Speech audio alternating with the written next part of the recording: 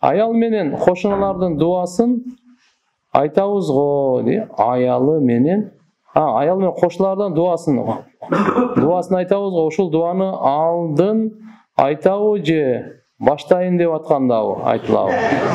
Ошондой эле уруктук түшөөрдө дагы айтылчу дуа бар го экен го. Маснун дуада. Ушул дуаны уруктук түшүп аткан учурда айтылабы же кандай? Жок. Бул дуаны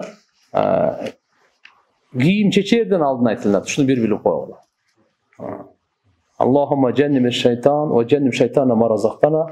Алла бизди жана иншаалла тагдырда Алла Таалам перзент бере турган болсо, ошону шайтандан сактагын, шайтандан узак кылгын деген дуа.